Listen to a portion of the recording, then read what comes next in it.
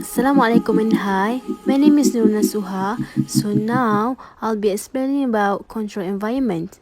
So before we start, control environment is actually one of the 5 elements in internal control or COSO framework, which is the other for risk assessment, control activities, information and communication, and monitoring activities. But now we're going to learn about control environment, and it is the foundation of all of this, because without effective control environment, the other fours also won't be effective for internal control. So control environment is actually about people on the top, people who's supposed to run the organization. For example, CFO, CEO, and whatnot.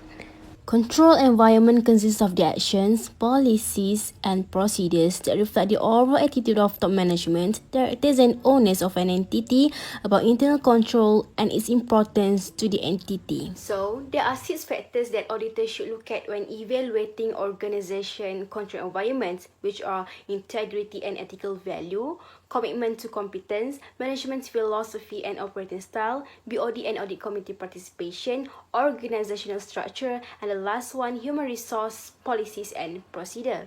So the first factor is integrity and ethical value, which is it is product of entities' ethical and behavioral standard, as well as how they are communicated and reinforced in practice. For example, in the case of Wells Fargo, they are unethical and don't have integrity because they are pressuring their employees to commit dishonest, illegal, and unethical act by opening fake accounts and charging people's fees. So it is also if management found any unethical act by employees, do they take any disciplinary action? So next is commitment to competence, which is do employees have enough knowledge and skill to carry their job? And it includes management's consideration of the competence levels for specific jobs and how those levels translate into requisite skills and knowledge, which mean employee must know and expert in doing their job. Next, board of directors is important for effective corporate governance because it has responsibility to ensure management implements proper internal control and financial reporting process. In addition, an active and objective board can reduce the likelihood that management override existing controls. The board then will create an audit committee that is charged with oversight responsibility for financial reporting,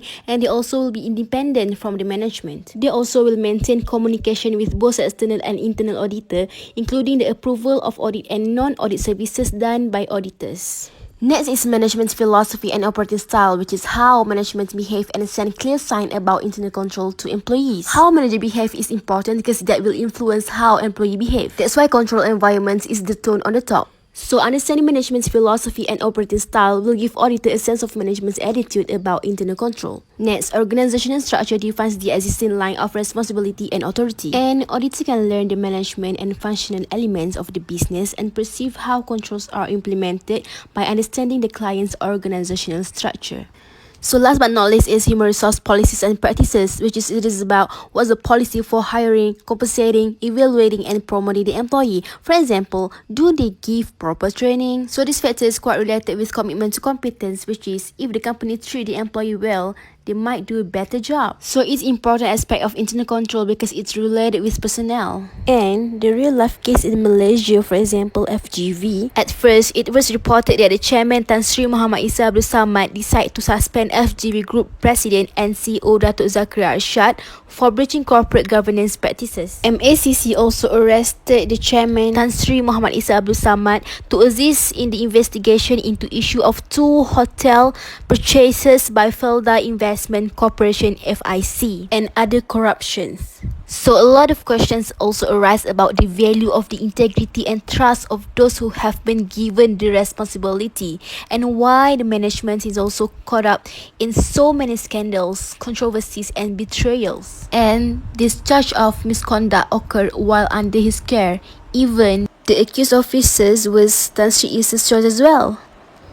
Therefore, we can say that integrity and ethical values in FGV is very low because there are a lot of unethical act and behavior even from their own top management.